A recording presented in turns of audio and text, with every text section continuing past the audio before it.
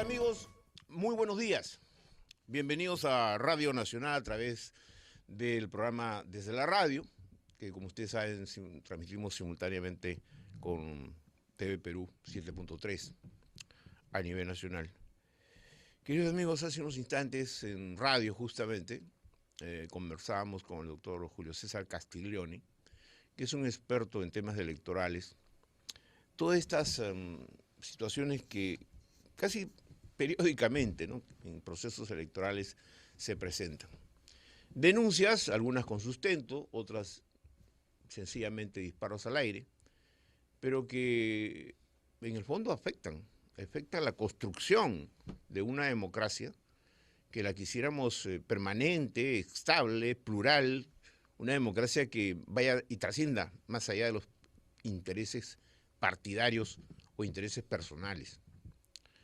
La democracia es un sistema que, si bien es cierto, muchos expertos o especialistas dicen, tiene defectos, sí, pero es tal vez mejor, es la mejor forma de gobernarnos y vivir en convivencia los ciudadanos de un país como el nuestro.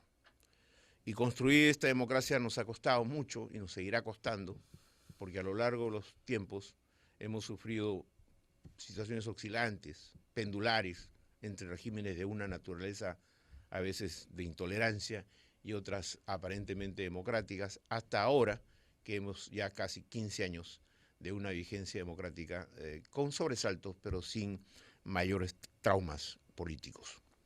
Por eso, queridos amigos, el llamado de un humilde periodista y ciudadano es a reflexionar bien sobre qué país, qué sociedad, qué Estado queremos construir. Eso es lo principal que yo quisiera expresarles, porque finalmente yo tengo familia, tengo nietos, y quisiera que nuestro país, en algún momento de su historia por venir, sea un país de engrandecimientos, de orgullo nacional, ¿no? Y en eso creo que en todos estos años que he tenido participación como periodista, he tratado de alguna manera que contribuir, ¿no?, alejándome siempre de cualquier tentación, ¿no?, de intolerancia, sino a abrir las puertas de la democracia. Yo creo que es lo más importante. Y usted tiene que en su casa, en su hogar, en su centro de trabajo, reflexionar de cómo debemos de garantizar que esta democracia funcione y enfrentemos los problemas todos juntos, todos los peruanos unidos. Bien, queridos amigos, el ministro de Vivienda, Construcción y Saneamiento es don Francisco Dumbler.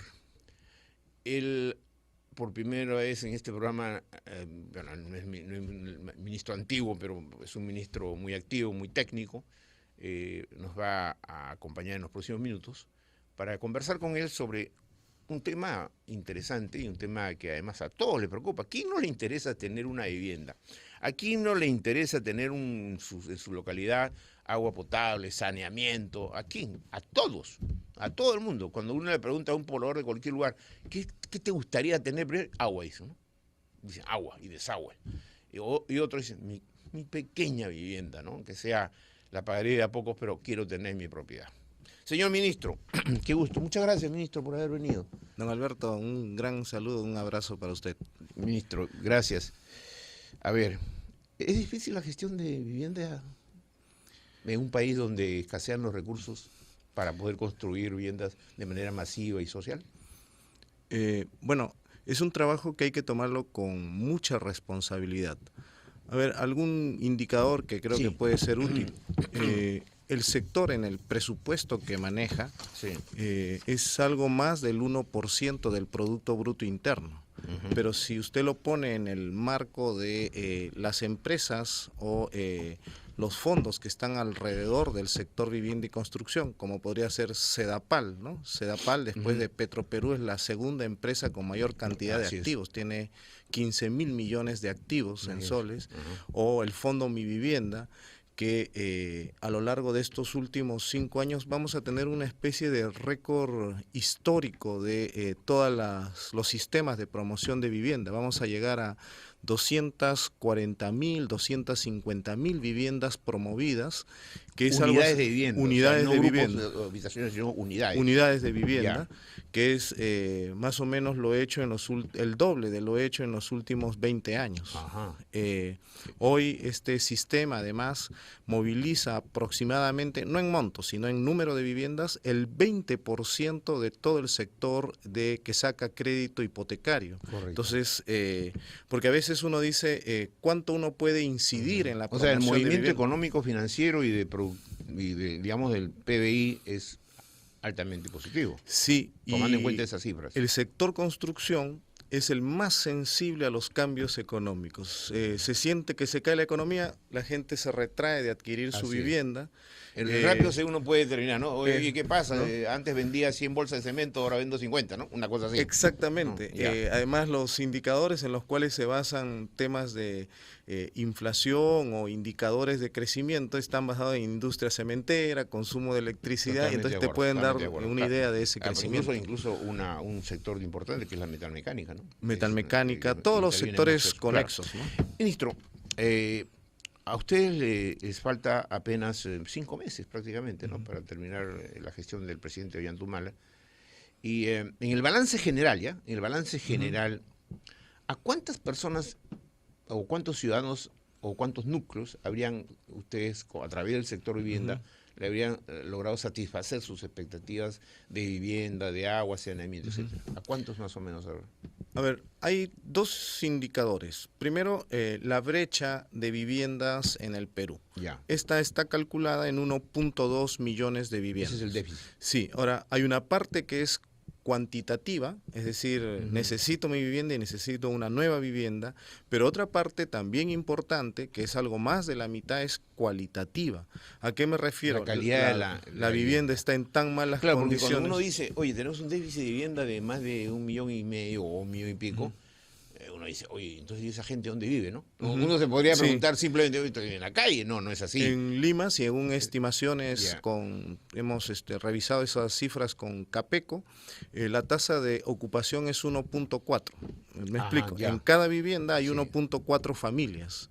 El ratio ideal sería 1:1, ¿no es cierto? Claro, una familia, claro. ¿no es cierto? O sea, una O vivienda. sea, hay una saturación. Hay una saturación. Pero lo segundo es esa parte que viene del mundo informal, que le es más difícil accesar a un crédito hipotecario. Ahí hemos diseñado varios instrumentos y tienen que ver incluso con temas de gestión de riesgo. Quiera Dios no suceda nunca, pero sí es importante decirlo. Un sismo, por ejemplo, en Lima, de grado 8 hacia arriba, destruye en simultáneo 200.000 viviendas que no tienen, ¿no?, características ni calidades. Con lo cual, Y, o sea, 200.000 viviendas son 1 millón de personas, sí, de la noche, en 2 minutos. En ese caso, sí quedarían sin vivienda. Y ahí no hay, la calle ahí no hay programa ni fondo correcto, capaz de soportar eso. Ministro, pero obviamente esas contingencias hay que tenerlas presentes. O sea, acá en el Perú somos un país dentro de un área sísmica.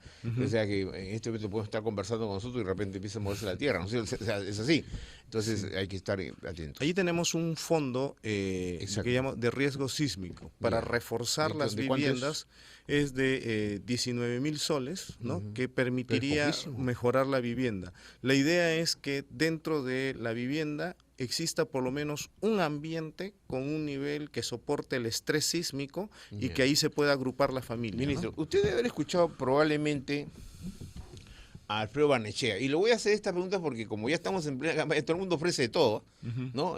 Si alguien puede ofrecer un palacio para vivir, que uno pueda vivir, estoy seguro que lo va a ofrecer, ¿no? Pero no, digamos. Y Alfredo Barnechea aquí, que hemos conversado con él 2 veces, y he llegado a la conclusión de que él va a centrar su campaña en lo que dice el techo propio es un derecho, algo así, es una expresión, ¿no? Entonces él dice, 1 millón de viviendas, si empiezo a gobernar, ¿no? El siguiente semana ya empiezo a construir 1 millón de viviendas. Más allá si es demagógico o no, o sea, no quiero calificar, no quiero hacer juicio de valor, pero técnicamente, ¿es posible emprender un plan de desarrollo de vivienda, de habitacional, así diciendo voy a construir 1 millón, me imagino que lo habrá hecho para 5 años, ¿no? Pero digamos, sin tener recursos, sin tener el Estado no tiene recursos para promover, salvo que sea, aún así, una especie de alianza entre el público y privado. ¿Es posible? No. A ver, existe una bolsa que es el presupuesto general de la República. Correcto. Hay decisiones políticas que se van tomando. Fíjese, históricamente los sectores que concentran la inversión pública es transporte, por la infraestructura vial, y ahí tiene sus propios desarrollos muy importantes. El segundo, por primera vez en la historia republicana del Perú, ha pasado a ser educación, y esa es una decisión muy política importante, técnica. muy importante. Y el tercer sector es vivienda. Entonces, digamos, ¿no?, de una misma torta hay que dividir. Si con los recursos de los últimos 5 años hemos logrado impulsar 250.000 viviendas, ¿no?, había que prever, ¿no?, de dónde se jala y cómo se toca para impulsar 4 veces más. Pero no se va, digamos, no se viste un santo y se viste a otro previamente, ¿no? Es una decisión que, pero ese salto habría que estudiarlo en términos de cómo vamos escalando. Voy a priorizar educación como lo ha hecho este gobierno. O sea, el gobierno de Ollantumala está en capacidad de exhibir exitosamente que su plan de educación está funcionando. Nadie le ha negado eso, nadie le ha retaseado, ¿no es cierto? Todo el mundo elogia DK18, todo el mundo elogia la política en educación, políticas públicas en educación. Pero si uno dice, oye, sí, pero no solo de educación vive el hombre. También necesita protegerse, un techo, necesita salud, necesita, ¿sí o no? Entonces, ¿cómo hacer? Ahí hay, hay decisiones de política y cómo se van orientando esto. La más importante, donde yo no me concentraría exclusivamente en el tema del sector vivienda, sino en el sector de agua y saneamiento. A inicios de este gobierno, sí, y le explico por qué. A inicios de este gobierno, 1 de cada 3 peruanos en el área rural tenía acceso a agua y saneamiento. Al concluir este gobierno, 2 de cada 3 peruanos en el mundo rural van a tener acceso a agua y saneamiento. Ese es el salto, ¿no? Es la revolución en el agua en el Perú. Pero alguien pregunta, ¿y por qué este énfasis? Porque toda la estadística, y este es dato científico, es totalmente técnico, ¿a qué obedece la desnutrición?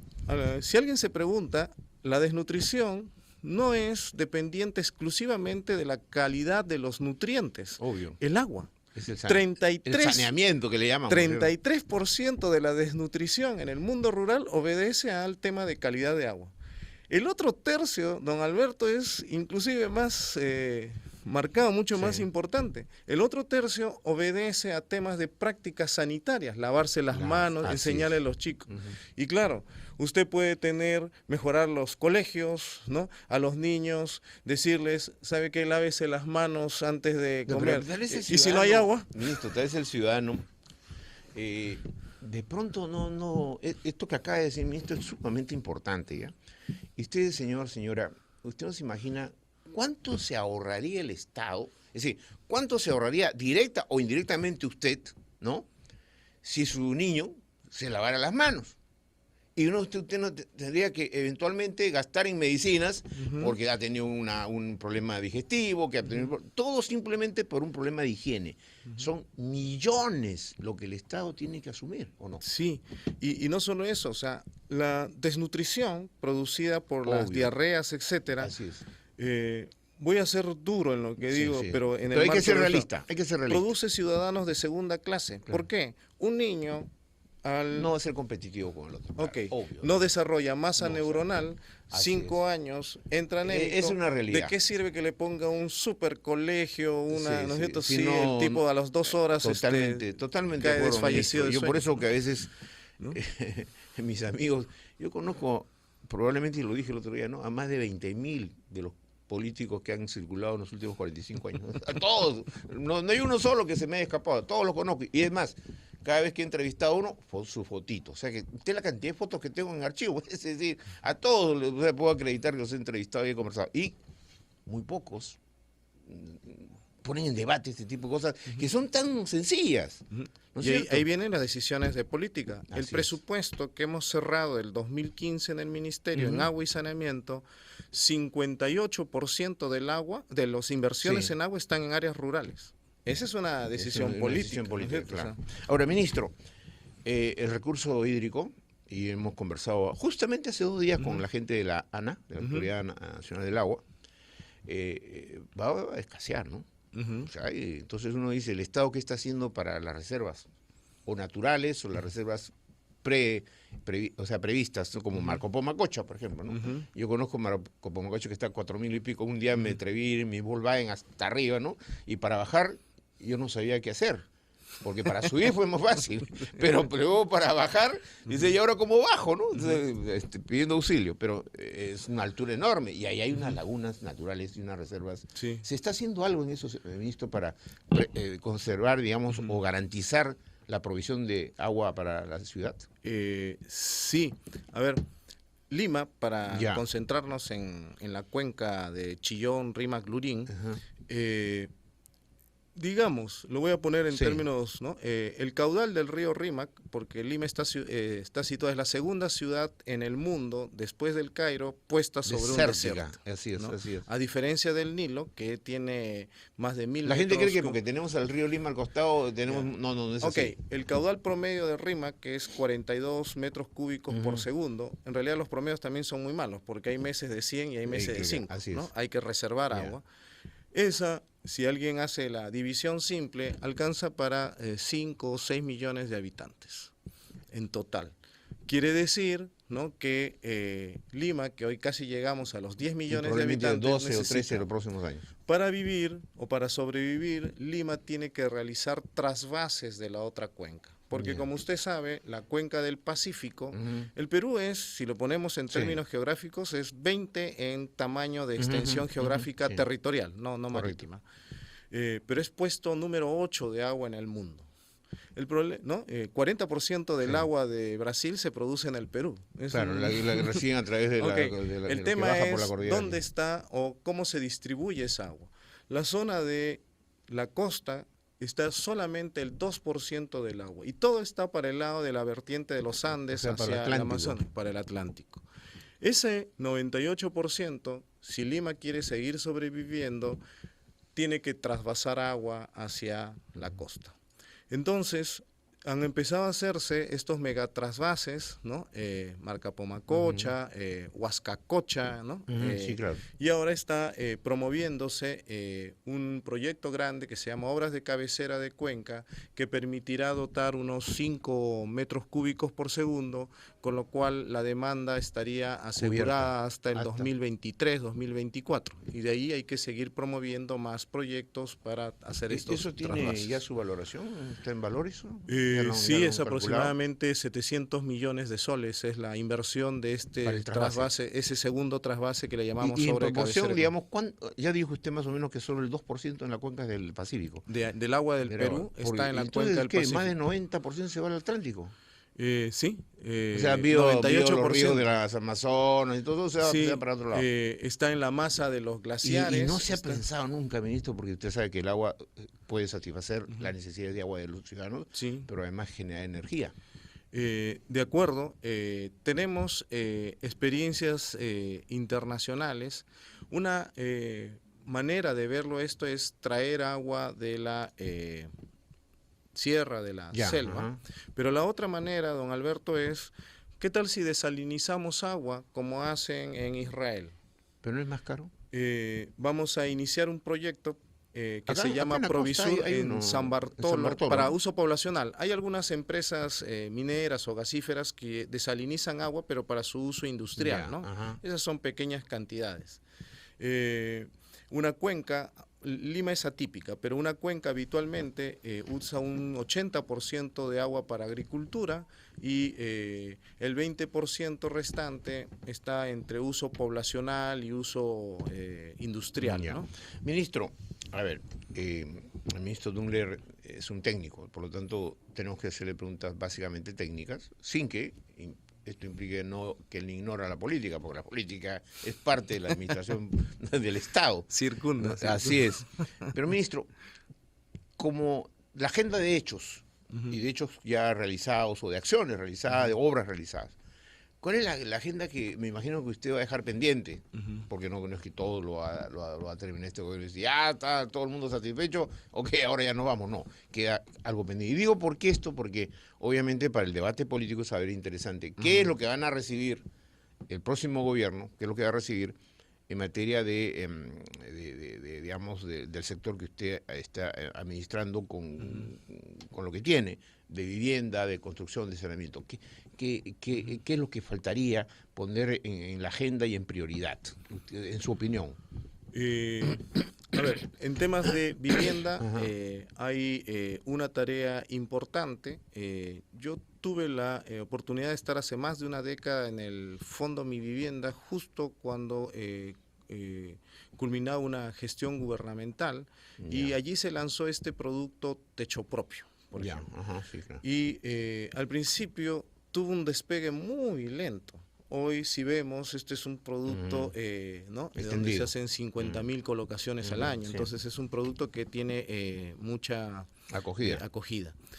En el sector, en el marco de estas medidas legislativas, se lanzaron un conjunto de medidas que permitieran a nichos o segmentos de mercado que antes no podían acceder al crédito hipotecario la posibilidad de que accedan. Han salido las normas, hemos sacado los reglamentos, hemos conversado con los bancos, con las asociaciones de desarrolladores inmobiliarios, todos estos productos de alquiler, leasing, alquiler con opción de compra. Ahí venía mi esas pregunta. hay que impulsarlas. Pero se frenó un poco, ¿no?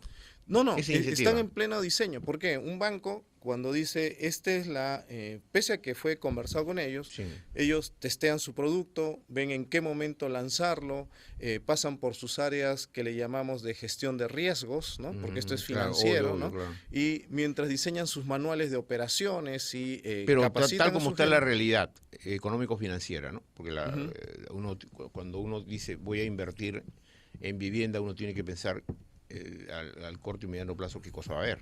Sí. Al corto y mediano plazo, por lo menos al mediano plazo, el escenario mundial me dice, oye, cuidado, no te endeudes porque la cosa no va a ser muy buena y no vas a tener cómo pagar de pronto. Entonces, ¿es eso? ¿Es así más o menos? ¿O que por eso que sea un poco frenado en esta suerte de compás de espera de los centros financieros para no comprometerse? Porque los productos están hechos para nichos de mercado que antes no podían acceder a crédito hipotecario. Por ejemplo, supongamos que un muchacho sale de la universidad y consigue un empleo formal. Adecuado, digamos por decirlo adecuado. Ok, con su boleta de pago. Claro. Ok, pongámosle una cantidad, 2.000 soles. Ya. 2.000 soles. A este joven, le sería muy difícil, probablemente, durante buen tiempo, juntar la inicial para su vivienda, ¿no? 10, 20%, lo que fuera. ¿Qué pasa si cambiamos por un momento y le digo, mira, no te cobro la inicial, ese es el leasing, ¿no? Correcto. Y durante 25 años tú pagas y al final te doy un valor de rescate de tu vivienda. Lo único que necesito es que usted acredite que tiene. Ahora, en el marco, yo lo he visto porque yo no creía eso, en la ventana, cuando hicimos la Expo Mi Vivienda, me dijeron, hay viviendas de 56.000, 57.000 soles. Entonces le dije, a ver, ¿dónde están? Y fuimos, están ahí, estaban los planos. ¿De material noble? De material noble, en residencias multifamiliares. Ya. Claro, no son unas tremendas, no son una residencia, en vertical, sí. ¿No? Son cerca de los 50 metros cuadrados, no son muy grandes, pero si usted le aplica eso al bono, ¿no? de buen pagador del Fondo Mi Vivienda, yo termino pagando unos 450 soles mensuales. Si entro a ganar 2.000, le ponía esa cantidad, ¿no? Sí puedo destinar en algo que podía alquilar a ese monto, digamos, calculo así rápidamente, pero en 20 años ya estaría pagada su vivienda. Estaría pagada su vivienda. Para un joven que empieza recién. Es muy atractivo, ¿no? Claro, porque hoy últimamente cada joven que quiere hacer familia, lo primero que hace, o se va a la casa de la suegra, donde va a tener también mucho problema, o se va a su propia casa con su familia, la mujer también va a tener problemas, o sea, ¿no es cierto? Se empiezan los conflictos, ¿no? Por eso que, como dicen, el índice de divorcio está cada día más alto en el Perú, ¿no? Porque la gente no se pone de acuerdo, entonces, ¿no? Todo el mundo quiere vivir junto, ¿no? Porque no tiene recursos, pues esa es la verdad. Eso es una realidad. Y el otro producto que creo que vale la pena darle un par de minutos es alquiler con opción de compra. porque ese está diseñado y hemos roto una especie de círculo. Este mundo es más informal, o sea, hoy 74% no accedería al crédito hipotecario de la población económicamente activa. Pero ¿qué pasa si yo soy el banco, usted es un profesional o alguien que se dedica a alguna actividad comercial, que no tiene este ingreso fijo de boleta ni está, ¿no? Sino que ingresos esporádicos. Esporádicos. Y le digo, mire, yo no lo conozco a usted exactamente su capacidad financiera, pero pactemos. 3 años alquila este inmueble y el mes 37 usted lo compra. Lo único que tiene que hacer es crear una relación de confianza y no fallar durante esos 3 años. Al final de ese periodo, yo sabré que usted es un excelente pagador y le vendo la vivienda sin ningún problema. Ese es uno de los productos que ha salido. Y ya no interesa tanto, ¿no? La demostración formal del boleto, previa, ¿no? Sino se genera un historial.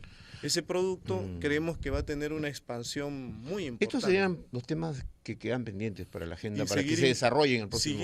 Seguir impulsando modalidades de acceso a vivienda para segmentos que antes o hasta hace algunos meses no podían acceder a su vivienda formal. Ahora, ministro, alguien también ha señalado, y creo que me quedan 2 minutitos, ¿sí, no? 2 minutos, sí. Ya, para hacer estas famosas, tipo lo que la residencial San Felipe fue para el gobierno de Belaúnde, ¿no? Todo el mundo identifica a Belaúnde por ese conjunto habitacional, ¿no? Hasta ahora existe y hasta ahora todo el mundo, aparentemente muchos están hasta felices viviendo ahí, ¿no? O sea, ¿por qué? Porque algunos lograron un bajo costo de estas viviendas sociales. ¿Es posible desarrollar programas de esa naturaleza en el Perú? O sea, de ese tipo de características, ¿no? De Torres San Borja, Residencia San Felipe, así, núcleos, grandes núcleos donde, o la Santa Rosa, que está creo que frente al aeropuerto, pues, pequeñas viviendas, con lo elemental, ¿no? Sus servicios higiénicos, sus habitaciones correctas, aun cuando sea 50 metros también no es mucho, ¿no? Sí, 50 metros cuadrados de una vivienda.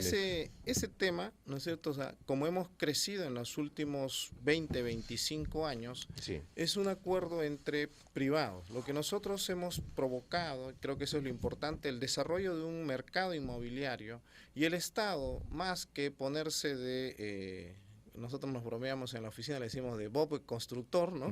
Nos ponemos de facilitador y subsidiamos a aquellos sectores que no tienen esa capacidad de que adquieran sus viviendas. O sea, dan un respaldo. Claro. Ahora, la oferta es ya desde los 57,000 soles con esa vivienda chiquita, ¿no? Hasta viviendas que se acercan a los $80,000. O sea, subsidiamos todo ese tramo, ¿no? Ministro, yo lo quisiera comprometer para más adelante, porque su sector es muy grande, ¿ah?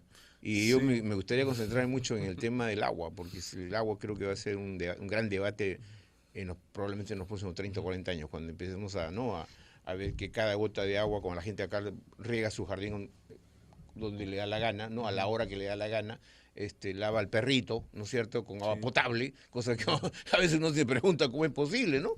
O llena su piscina y luego bota el agua cuando hay millones de personas que no tienen acceso al agua. Eso es una injusticia. Y este verano se perderán 1 millón de metros cúbicos de agua en Carnaval. Por poner piscinas en la vía pública. Sí, increíble. Y que es además una manifestación. Yo entiendo que es la forma de respuesta popular de cómo divertirse. Sí, pero la gente tiene que ser consciente, hay que decirlo, que esa agua tiene un costo, pues. Sí. Tiene un costo social y un costo humano, y la gente no puede, por favor, irresponsablemente, ¿no? Hacer lo que hace, no solo jugando con agua en carnavales, sino además llenando piscinas en la vía pública, restándole posibilidad a 4.000 familias. Eso todavía usar un dato, ¿no? 300.000 familias. 300.000 familias que se desesperan por agua, pagando cada cilindro, que muchas veces está contaminado, hasta 4 o 5 soles por cilindro. Sí, es parte de lo que vamos a hacer ahora. Iremos a Tumbes con el presidente, el ministro de Salud, a ver cómo podemos mejorar los sistemas de abastecimiento y de el agua tema, contra el Zika, obviamente, del fenómeno del Niño, que también puede afectar esto, sí, ¿no? claro. Don Francisco Luna, ministro de Vivienda, Construcción y Saneamiento, estuvo con nosotros, lo comprometemos, ministro, de Cuando hecho, guste, don Alberto. para conversar en los próximos tiempos sobre este sector tan estratégico e importante, porque forma parte de las demandas de los ciudadanos de nuestro país. Queridos amigos, desde la radio, a través de Radio Nacional del Perú y 7.3 Noticias TV Perú a nivel nacional, que tengan ustedes un buen fin de semana, ¿no? Sí, ya se terminó